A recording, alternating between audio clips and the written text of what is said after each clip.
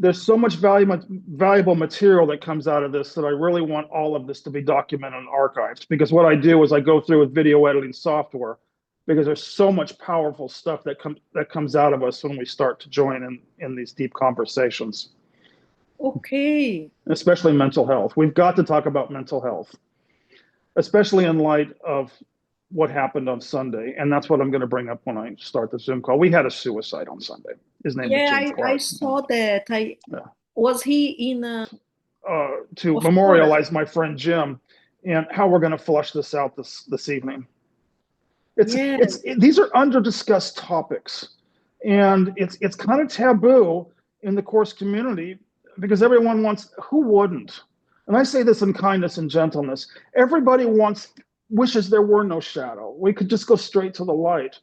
But But it's not. it's a beautiful thing that we can have this technology to come get together and really put our, it's kind of like there's a term in put our cards on the table and just say, this is what's really happening in our lives.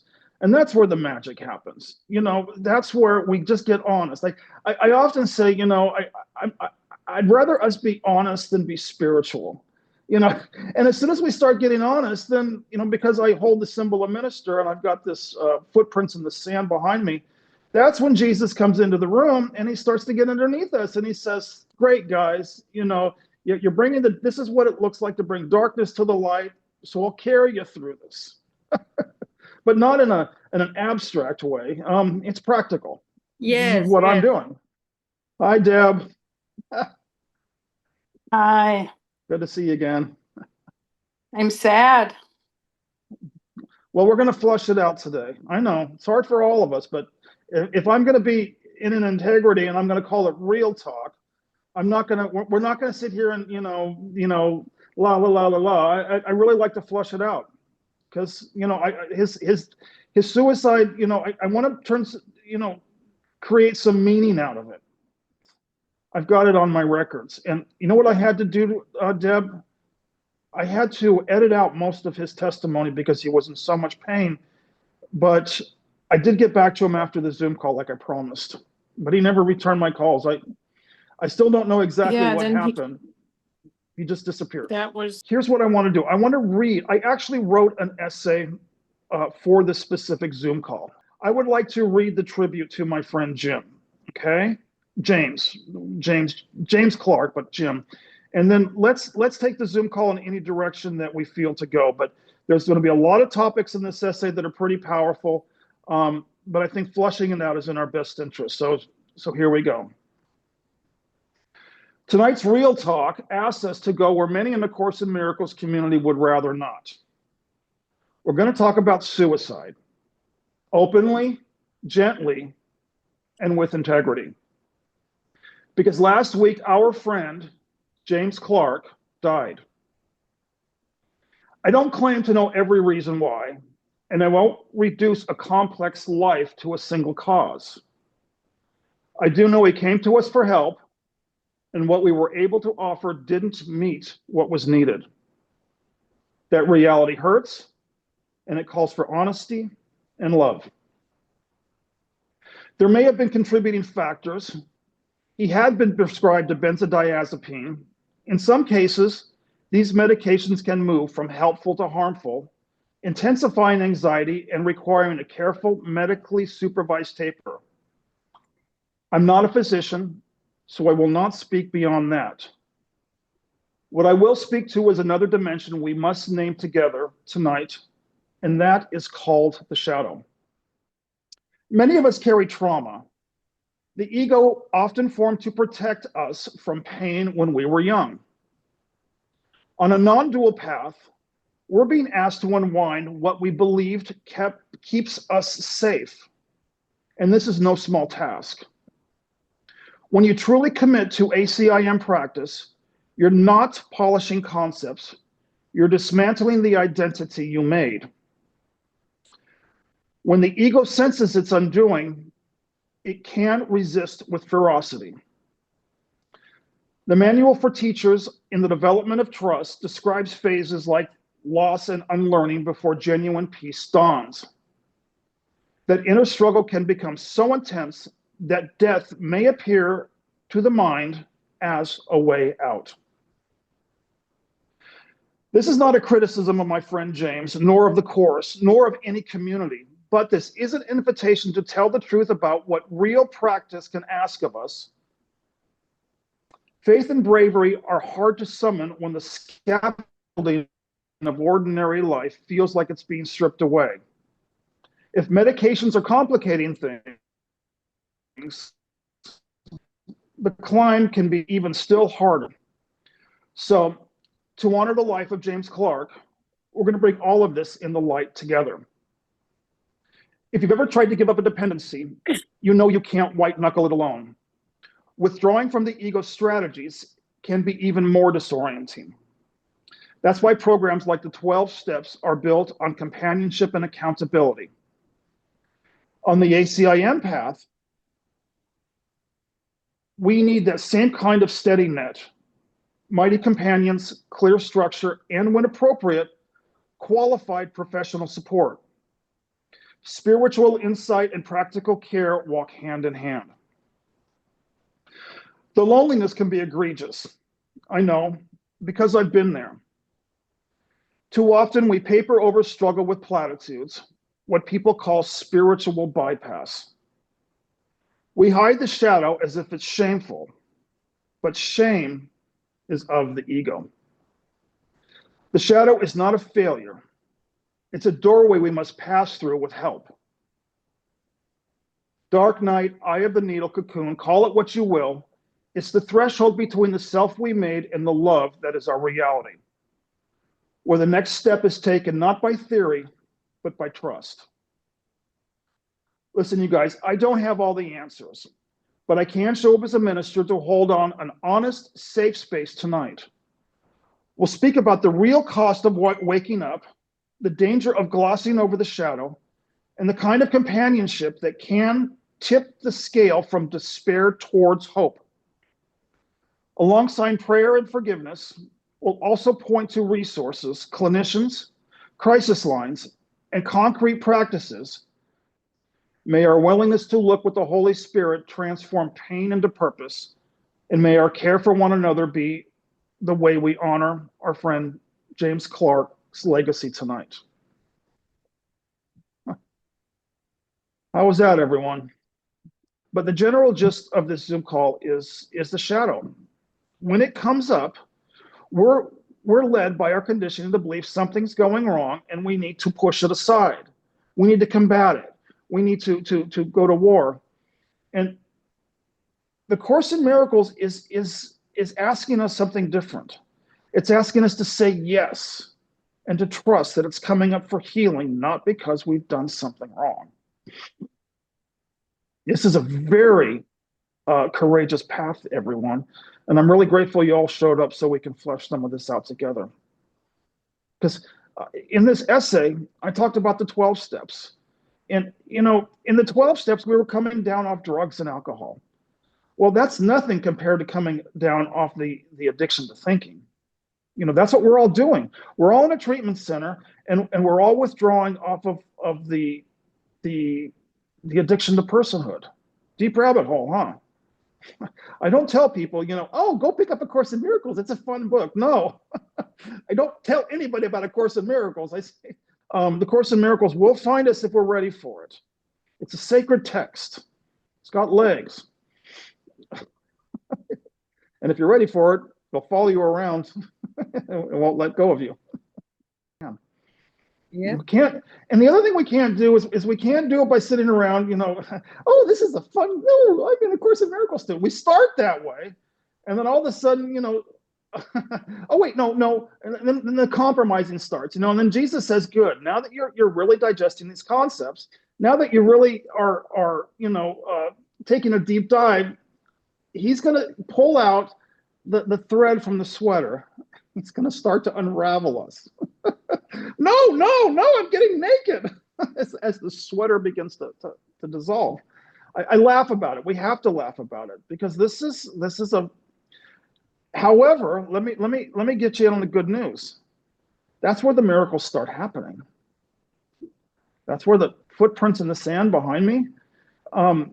if we have the bravery to let ourselves become unraveled, we're going to start seeing synchronicities in our lives, things we can't explain. So, if it wasn't for the trauma in my story, I wouldn't be hosting Zoom calls. If it wasn't for the trauma, I wouldn't have the symbol of minister. I have a friend in Mexico. Her name is Laverne Shepherd, and she calls it the grist. So it's a push.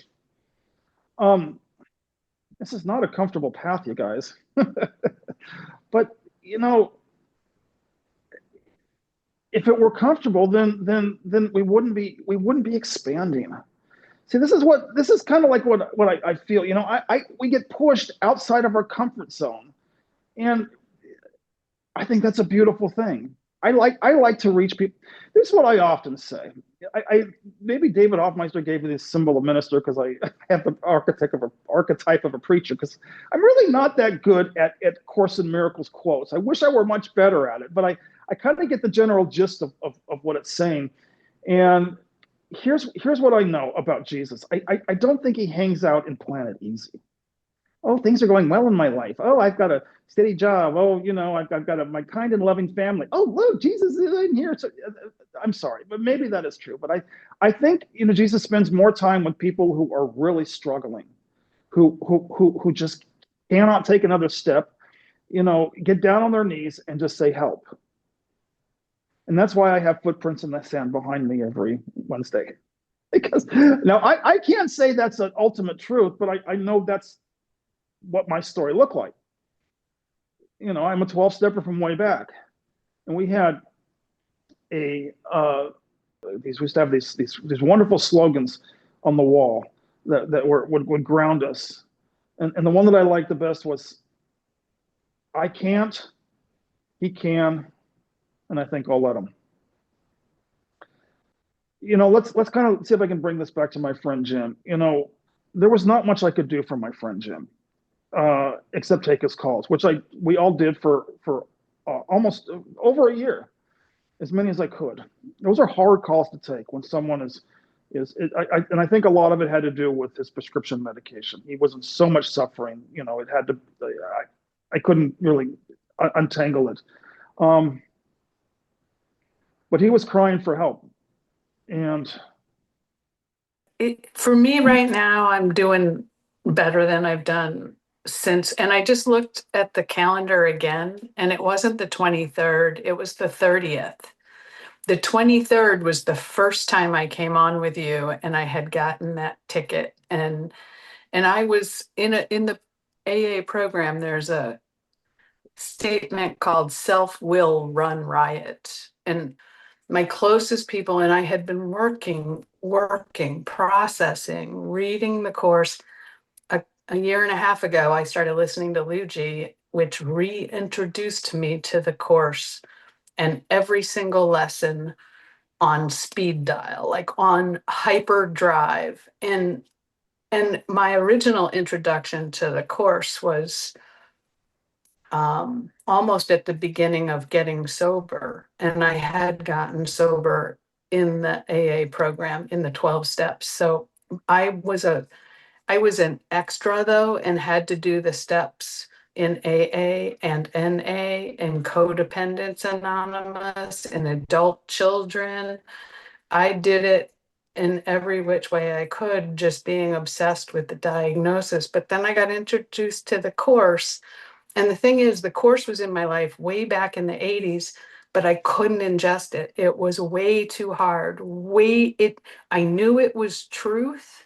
This course is a required course. The time you take it is up to you.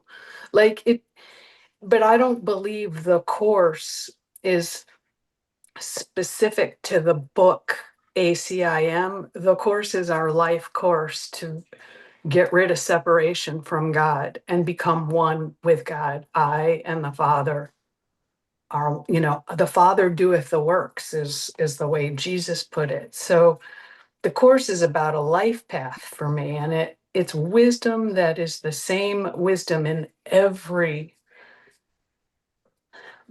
predates the course, that predates Jesus. The wisdom was already being available, but the Course puts it in a language that especially if you're Christian, it kind of makes sense, but it's not Christianity, it's non-dualism. And so 2010, I got involved with the Course, and it screwed me up majorly. By 6 years, I put that book down and I just tried to live loving everyone. But the forgiveness process, the shadow, will not go away if I refuse to look at it. That's my experience.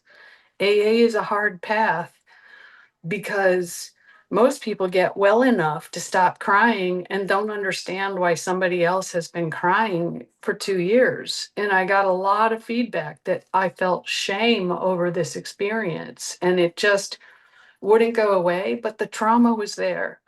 And then I try to manipulate life to suit me, and it never works out, ever. So that's the hard path I think Kenneth is talking about, because my experience is on the floor, I know I'm surrendered. It's like, yes, there's nothing I can do. God help me. Kenneth help me. Anybody help me.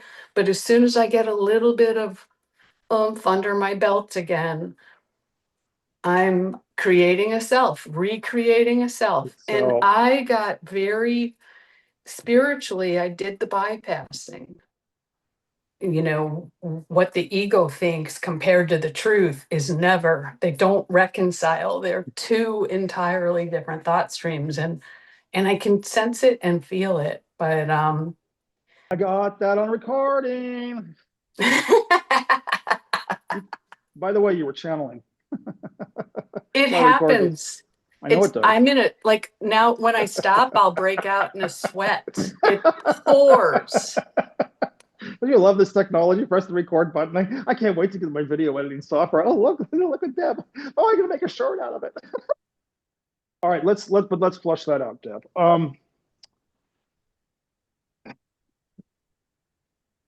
The best I did wasn't good enough when James, come on. Let me get this document. The best I could do with James was not good enough. He needed someone to hold the space while he sobbed. He needed someone to hold the space while he fell apart. And he also needed a bitch slap. And he was also on benzodiazepines, and he was also on a tolerance withdrawal. And I'd also been going through this with the year. You know what? This is the humbling part. Not only am I on my knees sometimes, but I have to get on my knees and say, show me, because I didn't know how to handle that. And I want that documented, that the best I could do was not good enough. You know, if as if I have any answers. This is a very humbling path when someone like him, who's a messenger, who he came in here to show me how little I do know and how much I need the hand of Jay to put the words in my mouth. And if I'm going to be in an integrity, this Zoom call is to commemorate, memorialize him, and thank him for showing me how little I do know and how much I do need the hand of Jay to walk me through this symbol of minister, which I now must carry. But basically, the gist is how difficult this path is, how much it's leveled us, and what a beautiful thing. What a beautiful thing. We get to talk. That's why it's called real talk. This is real. Is anybody by the time reach this phase in life where someone wants small talk? It's not. This is not. Mary's doing this. That must mean it's your turn. Well, I was thinking about that today because I used to be a really big proponent of tough love. Just sorry, but you have to deal with this yourself, and if you're not going to, well, then I'm not going to be a part of it. And boy, I think that's a really, really wrong approach. It's where we all started, because I started there too. And then life has a way of, this is kind of a hybrid. I don't know if this is an ACIM Zoom or a 12-step Zoom or a hybrid of both, because I started, the cat's down there. I sure hope she will speak to this, because I started off in the 12 steps. Mm-hmm. That's what I started seeing miracles back in the 80s. Yeah. And that footprints in the sand goes back 40 years. And my Yeah. very first sponsor, Agnes, I love her. She said, she was old. She was in her 50s. She was old. Oh, Anyway, she said, she said to me, stay humble, young man, because as soon as you get a little bit too big for the britches, he's going to whack you behind the knees. yeah. Consecutively over and over the last 4 decades. What a beautiful thing, because every time we get up, you know, Yeah. we're getting up with wiser, Yeah. with more humility. But Mhm. out of that this is what this is why it all ties into ACIM.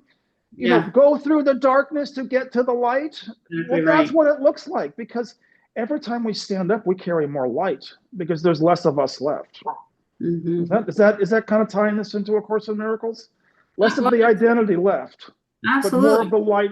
And after about 58 revolutions around the sun, we start to notice the patterns. Oh, Yeah. getting knocked down is a good thing. Excuse me for interrupting, but let me flush that out real briefly. So there is a time for a bitch slap, and Oh, there yeah. is a time for sitting down and honoring someone's collapse. And now this is why it's a very nuanced path, because there are no formulas left for us anymore. Zero, 100% guidance. I'm also someone who was born with suicide ideology. I have known that this is not the comforting place. There's scripture that even says there's nowhere for the Son of God to lay his head. Now, about how I would hold or embrace someone else's pain. And I also know that I couldn't see my own for the longest time because I was running, I was hiding, I was trying to avoid. The ego had me like, by the balls. I don't know how else to put it. But today I know I'm not done, because I don't know if there's a done point, but I believe it'll get easier and lighter, just like you have said, Rev Ken. It gets lighter. What we carry is lighter. I want this documented. Here's why. This is the reason I'm recording these. When you first came into the Zoom call, you had just gotten that ticket. And I could tell the energy. It was not a good day for you. I Now, know. how many weeks later is this? 3. Yeah, look at yourself on camera when I get this posted to YouTube. You're glowing. You had to go through that, one more time. Let's flush that out. As if anybody is going to face the shadow the first time around. I don't think so. I'd really like to meet that person. No, what do? We run to alcohol, we run to drugs, we run to relationships, we pretend, we deny, we project. Thank you. And then eventually Jesus, says, eventually we run out of steam. We can't do it anymore. Yeah. And I just pray that when we reach that point, there's enough grace in our lives and enough bravery so that we don't take our own lives, so that we can then witness a rebirth. Like you're right. It's not, you die and you're reborn. Well, in my story, that's sort of a daily thing now. It's really funny, Marianne Williamson gets a lot of flack for going into politics, but I'm just the opposite. I'm saying, you go, girl. And Yeah. she started off as one of the first ACIM teachers because she really, I have great admiration for that woman. But because she's such a powerhouse as a public speaker.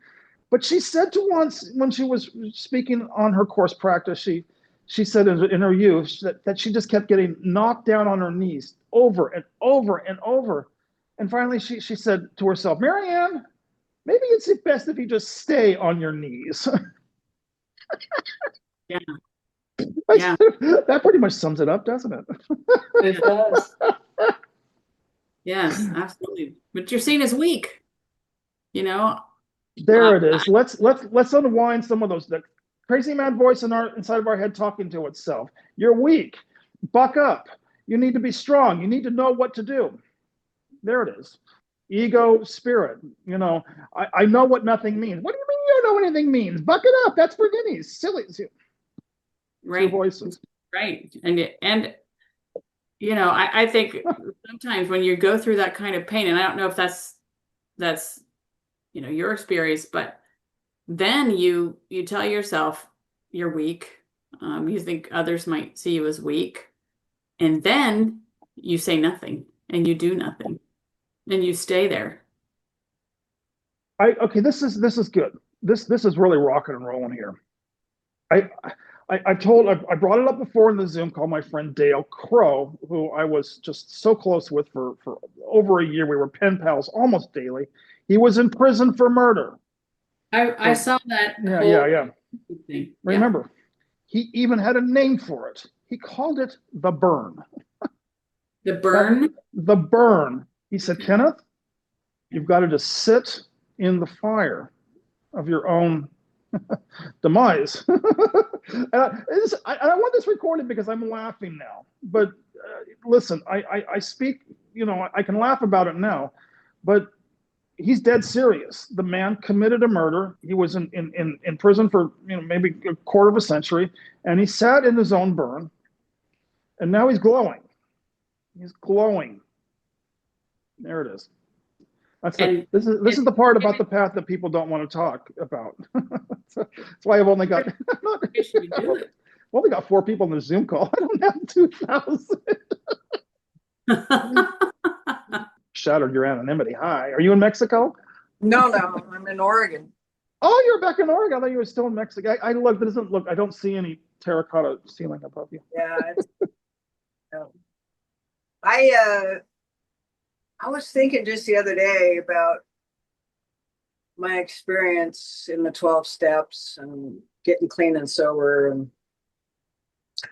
that's when it got really hard. When I quit self-medicating, it got really hard. Yeah. And that's when 3 suicide attempts happened. Good. No, not good. These suicide. Good. You're bringing it to this room. Keep going. Yeah. And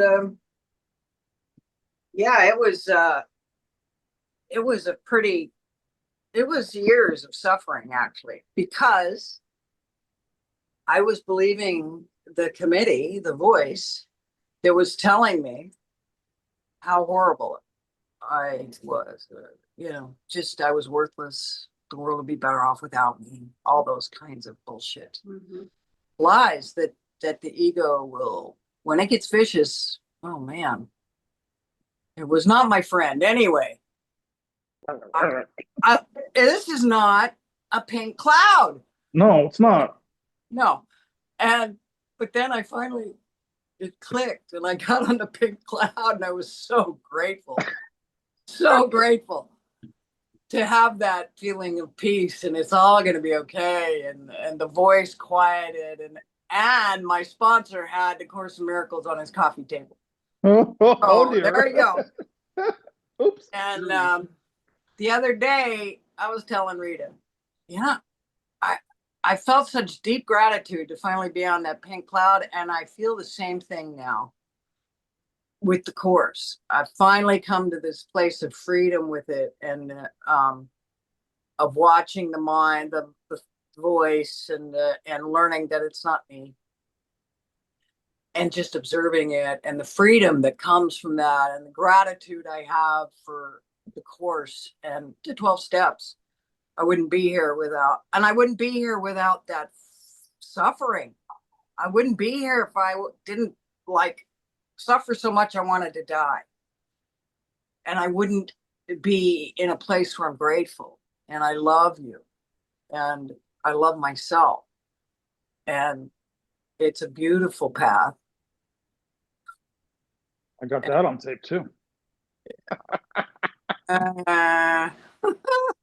Because and it's not just tape. I got you on video because you're glowing.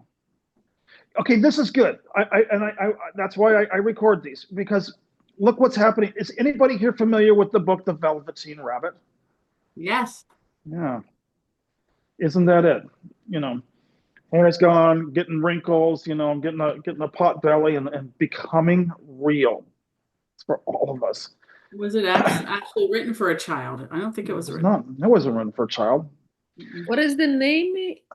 The Velveteen Rabbit. Oh, I've seen a quote of this book. Because, as if we could, here's what's coming out of all of it: love. Because what's love? It's being real. It's when we're too exhausted to take another step, but we're still here showing up every single day. And it's when we've waved the white flag and all of a sudden stuff pours out of us. Listen to what was pouring out of Deb. Listen to what was coming out of Mary. Listen to what was coming out of Kat. It wasn't coming from the dream character Kat. It wasn't coming from the dream character Mary. It wasn't coming from the dream character Deb. Because the dream characters have gone through so many, dismantlings that now we're beginning to become messengers. Now that's beautiful. I think that's what it's called, a course in miracles. A miracle is simply, there's a lot of definitions of a miracle, but it's when love. There's a miracle when love comes out of us. Because I didn't know how to handle James. I didn't know what to do. Did he need a bitch slap, or did he need me to sit down and spend more time with him? But the year that I knew him, every time we got on the phone, Kenneth disappeared. Really, and I took many of that man's calls. Kenneth just was disappeared, and what came out of me was always helpful. So he says, because he always said thank you. I don't have any psychological credentials. I don't.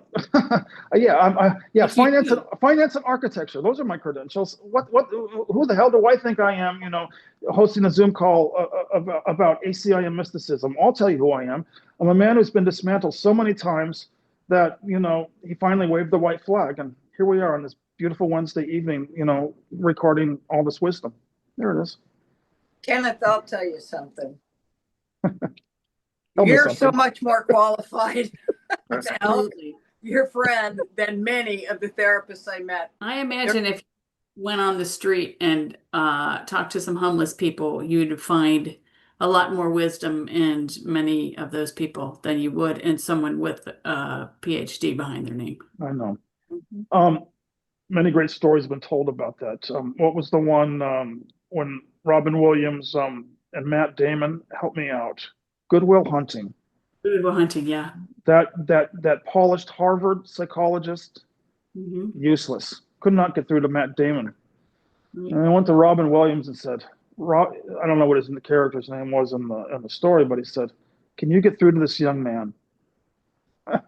Yeah, he could, because Robin Williams had been dismantled. It takes bravery to do this, doesn't it? It does, and it's scary. Thank you. Yeah, it's very scary. I never thought I'd be talking like this. This is from a gay man who wanted to blow up Christian churches, but getting that's pretty humbling. But it is between me and Jay, or whatever loving presence works for you. I just had to say, all right, it's between you and me. Let's walk together.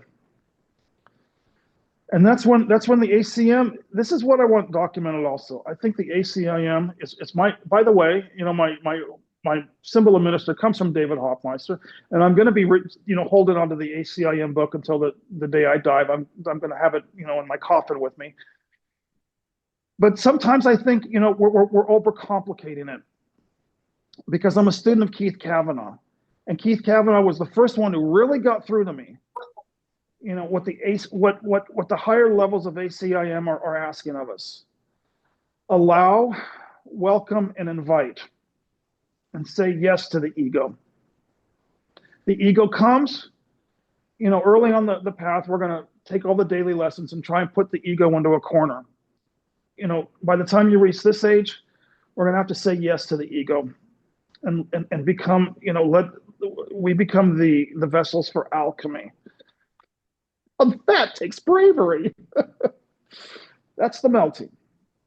That's also the rebirth. It does. The phoenix rising from the ashes of who we believed ourselves to be. Everyone here is doing it. Yeah. One of the things that I deprived myself of was the silence. And it wasn't until I wanted to make the connection through communication, through talking and listening, which is the 12-step model. One alcoholic to another can really help.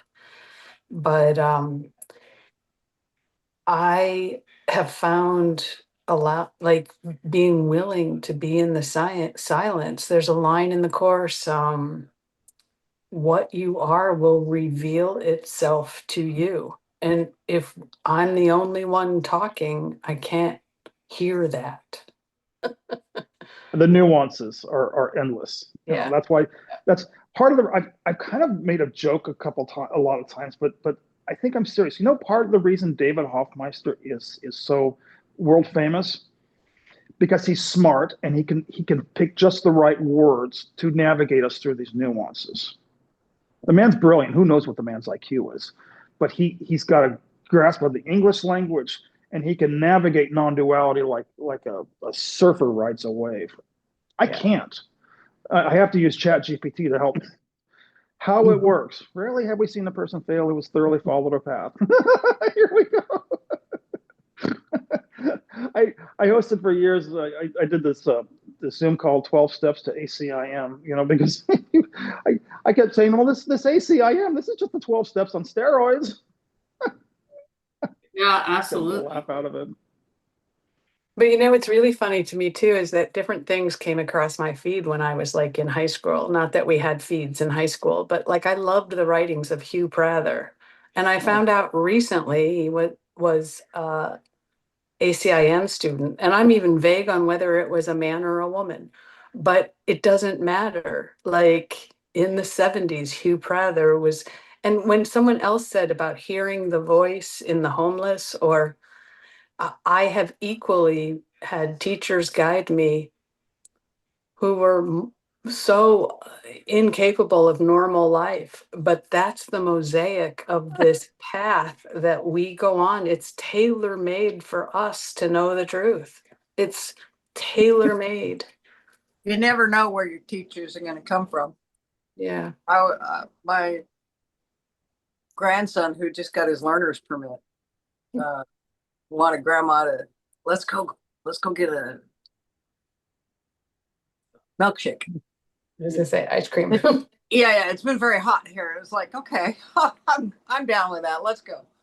And because that's when I get to really talk to him, when we're alone in a car. And I just ask him a couple of simple questions and he was reading a book and he said, Grandma, I don't think I grow if I'm comfortable. I went, whoa, hello. I think we can have conversations now. Very good. He's 14 and gaming is his life, but I don't think I can grow if I'm comfortable. I think this kid can teach me. Yeah. I don't think I can grow if I'm comfortable. Yeah. I didn't think like that when I was 14. You said something that just landed me on the floor, Kat. Was it you, Kat, that said you don't think teachers that are incapable of a normal life? I mean, we're all students of, well, Kat, you and I were students of David Hoff. Well, we're students of a lot of different teachers, but David Hoffmeister does not lead a normal life. His life actually makes no sense. That's when people close in his inner circle said, "This doesn't make any sense." No, it doesn't. Because we're being led down something that's definitely not linear, probably very holographic, and the road less traveled. It's what's being asked of us. It's counterintuitive. We got to sit with what's uncomfortable. It's going to stretch us. It's going to expand us. It's going to humble us. God, for 14-year-old, if I had that come out of my mouth when I was 14, I'd probably still have hair by this time. We're laughing. But aren't we taught that we should choose a path? I mean, I know growing up, I was taught you choose a path, pick what you want to do in college and stick with it and don't change your mind and don't ever back out of what you say you're going to do, because then you are flaky or wishy-washy. Well, and those are your teachers, and your they are, parents. getting married and this is what you're supposed to do. And then you're Supposed to do. supposed to do this. And that is how I lived my life by what I was supposed to do, Supposed to not do. what internally I felt or wanted. Internally. It did not touch my soul, No. And then they wake up one day and their kids are all on drugs and acting out. Gee, I wonder what went wrong. Yeah, it doesn't. It doesn't. And if I'm sorry. I shouldn't find that funny, but no, and then the kids who go out on drugs are the parents' wake up call. yeah, If they my choose daughter it. got pregnant in Wake up call. college, and I wasn't even surprised by it. I really wasn't even surprised by it because of how I was with her, and not so much my other two kids, but with her, I'm really not shocked at all. I mean, think about the work we're doing.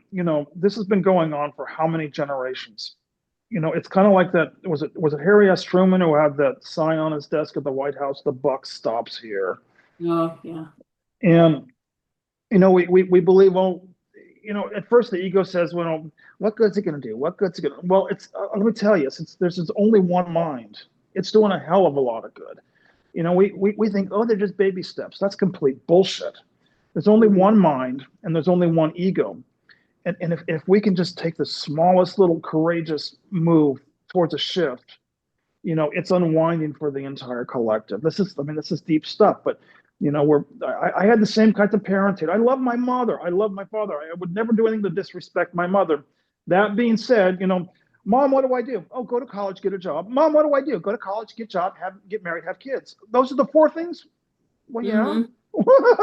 I love you, Mom, but I think there's more to the world. But that's not life. She said, yeah, we'll just come home and drink and smoke and then start it all over again.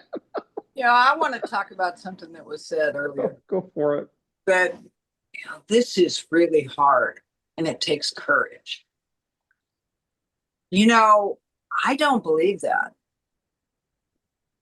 because it was much harder to try and live in this world the way it is. All those things you just described. Oh, get a job, get married. My mother was like, she just wanted to live long enough for me to meet a man that would marry me and take care of me. That's all she wanted for me. and to just look at, that's why I came to the course, is because I looked at the world and went, screw it. YouTube can handle it. Oh, this is Zoom. We're good. We're good, honey. Anyway, compared to trying to function in this world and seeking happiness everywhere and not finding it, the course it's not hard. It's just different. It's not what we're used to. It's not what we're conditioned to do. And once there's a period where it seems really hard, I think. But once I get to the place of not believing my thoughts and not identifying with those thoughts anymore, there's beautiful freedom. So the difficulty is from the unconditioning. When you said ACIM, once you start to follow sort of that path and that understanding, you're right, Kat. I said that the other day to my sister. I said, I think life is very hard. And she just laughed at me like, what do you mean? Life's easy. No, it's not. It's not. And the unconditioning is what's hard, I think, to stop that voice in your head that tells you what this to be. yeah, Can I jump in real for quick? a long time trying to stop that voice. That didn't work. Paul, yeah, let's flush that out. Let's try and stop that voice. How's that working for you, Kenneth? Not gonna happen. How's that working for you? Oh, I think I'll try and stop the ego. Don't. It's like do not wrestle with the pig. You're going to get muddy, and the pig's going to enjoy it. Right. Yeah, great. But how long does it take us? We don't learn this from the book. well, the book explains it to us, but then we set the book down and we go out and we live life, and life shows us that life shows us, with combination with these teachings, it's a beautiful thing. I keep going back to the Velveteen Rabbit. It became real bunny. I had some struggles this week, and I'll tell you why. I've got some young people coming to me, and I don't know how to speak to it. I had to. This young person was trying to strut the metaphysical peacock feathers, and I had to do something that was really awful. I had to kick the rug out from under him. It was awful. But I said, the only way I'm going to love this person is to say, basically, buddy, you're full of shit, and I'm not going to listen to a goddamn word you're saying. And then all of a sudden, the shadow came out, and I said, oh, there it is, found it. I hate doing that, but I was getting all this metaphysical mumbo jumbo. So I said, well, let's see what happens if you criticize him. Let's see what, and all of a sudden, off came the metaphysical mask, and he was just a frightened little boy. I don't know, how do we do this, you guys? Somebody had to take my mask off and kick the rug out from under me.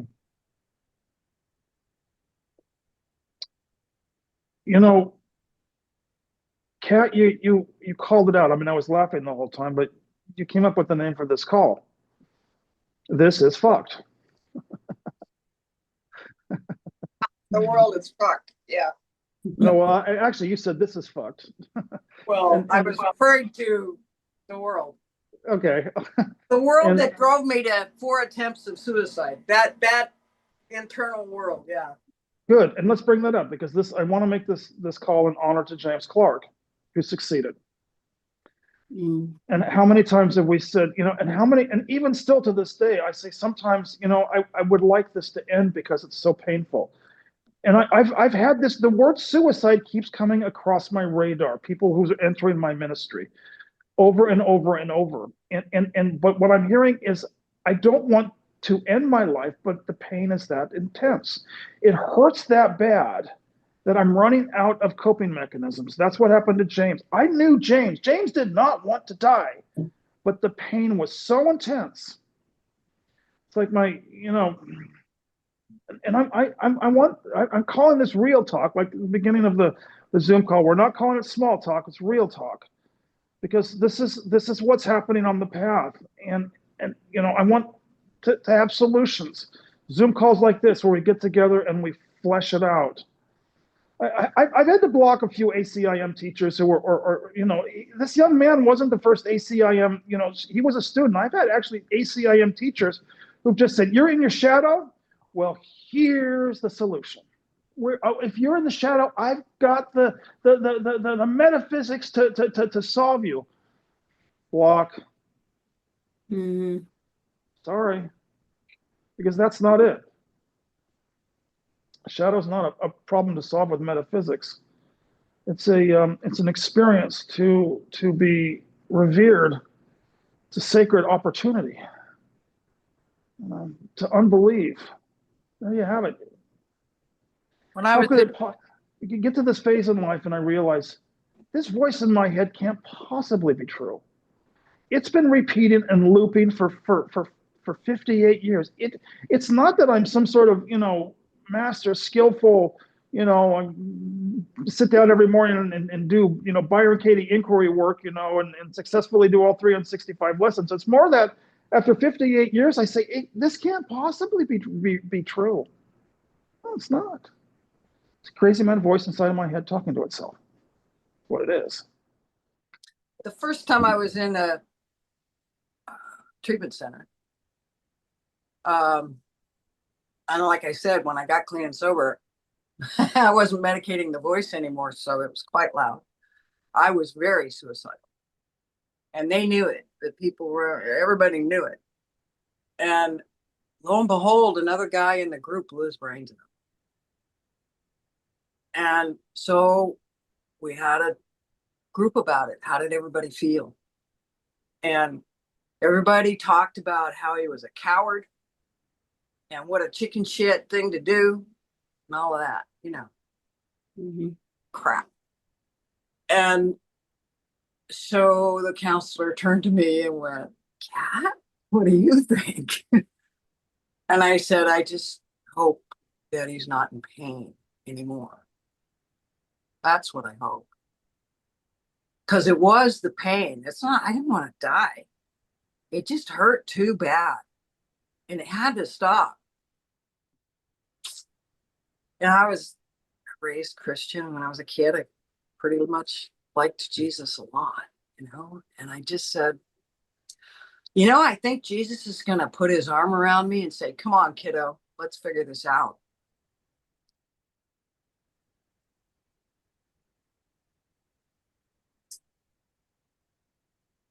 No more bitch slapping for him. No, I don't think so.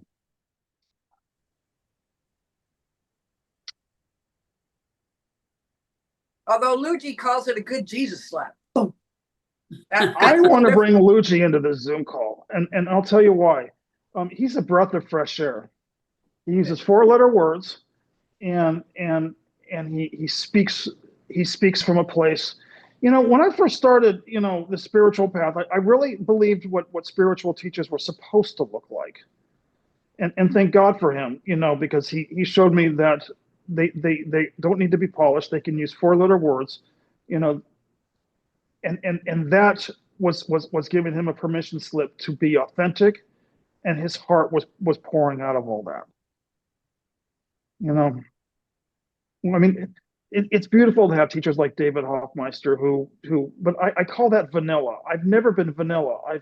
I'm kind of well, I came out of the closet in 1985. I've been around the block a few times, you guys. And so my parable's not going to look like his, and that's why I want to name this title this Zoom call. This is fucked.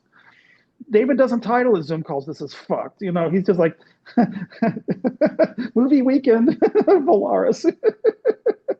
We love that, but we've got to have all. This is why the rainbow flag, all different colors of the rainbow. This is our color. Luigi's got his color. David's got his color. Perfect. We got all this on recording too. There was so much wisdom that came out of this. Thank you. Call it love. That's what I call it. And it's James brought it all together because we had to talk about suicide this evening. Somebody had to. It was in January when I first got back from Mexico that the phone call came in. I left Portland. Kat, when did we do David Hoffmeister? Was that David when him and Slava came to Portland? Was that 2022? Yeah, it was 3 years ago almost. Okay, so I left Portland 3 years ago after Kat and I hosted David Hoffmeister. I don't know when was it. I don't remember that place. Him and Slava came and Paperspace, that was it. So it was right after that. I think it was October of 2022. I loaded the Subaru and I left. And 3 years later, I'm here on the East Coast. I had been living with 2 gay men in Portland for years. I just loved John. John he was an angel. He was silly. He was crass. He was nasty. But he had a huge heart. He was older. His partner was a drag queen who had, passed away years ago. But the house was just god awful dressed. It was just decorated in drag. It was awful, and it was the funniest place to live. And that was my one roommate. My other roommate was the nemesis. There was 3 of us in that house, and Sean was my nemesis. He was my catalyst. He was my poker. Because Sean was not going to do any inner work. He was not going to look at himself. And you know what he was going to do? He was going to prod anybody who had any inclination of self-analysis. Sean said the world is solid. He said there's only 5 senses. He said there's no such thing as God. And he said, this is my story and I'm sticking to it. Boom. you know. Talk about a perfect living situation. It was hell some days, you know. Sean, I mean, we almost got violent. I almost hit him, you know, because here I am, you know, becoming an ACIM practitioner. I'm in the basement, you know. I just discovered David Hoffmeister. I'm joining Zoom calls, you know, movie weekends. And Sean is upstairs in the basement, you know, upstairs in the living room saying, you know, how can I, you know, how can I sabotage that? You know, we got to get Kenneth back on the straight and narrow. We got to get Kenneth to reorient himself back into the matrix. Kenneth needs a job. Kenneth needs to buck up. Kenneth needs to stop all that woo shit down in the basement. So, but let me kind of, this is why I bring it up. As I got back here to North Carolina after Mexico, I left Portland, you know, end of October 2022, and the phone call came in. And John said, it's me, John. Sean killed himself last night. Went up to check up on him, and he's swinging from a rope in the rafters. When David Hoffmeister says the ego wants you dead, and it's been brought up more than once in the Zoom call. I mean, David can say it with laughter, but it's true. Sean killed himself.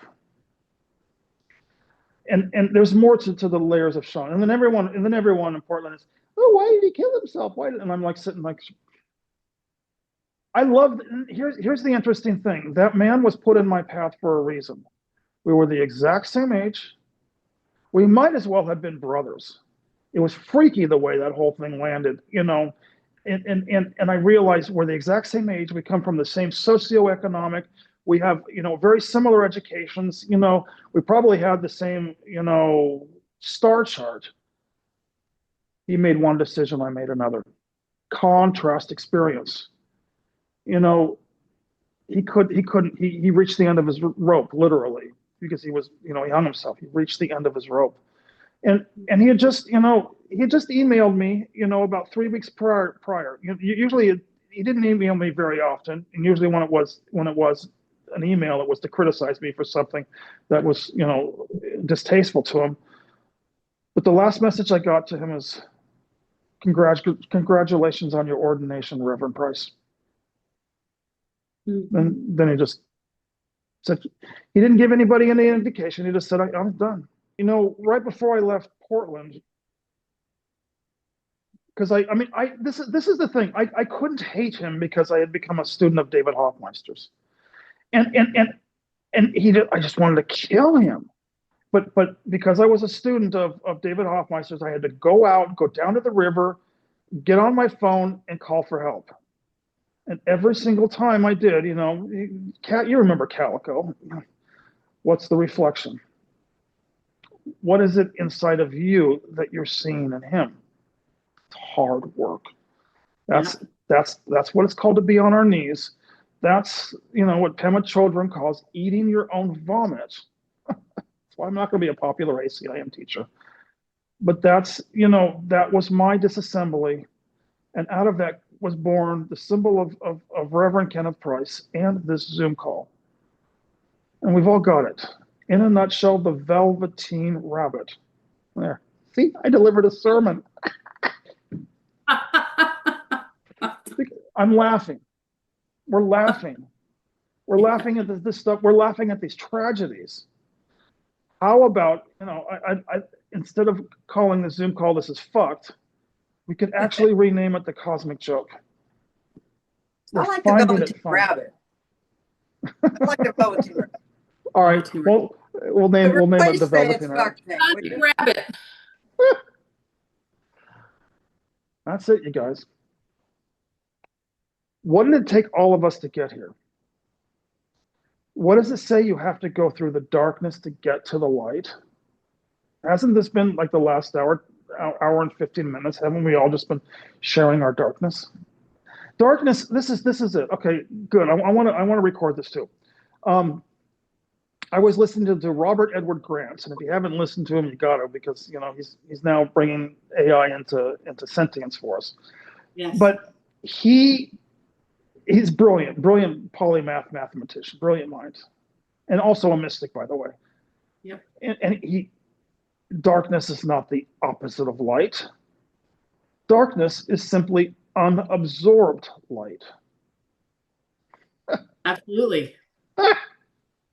you know what we've been doing with all this, you know, oh, this is going wrong. Oh, I'm on my knees. Oh, you know, I just, you know, this happened. No, that's how we absorb light. Now that's funny, you guys. You got to admit it. Cosmic joke.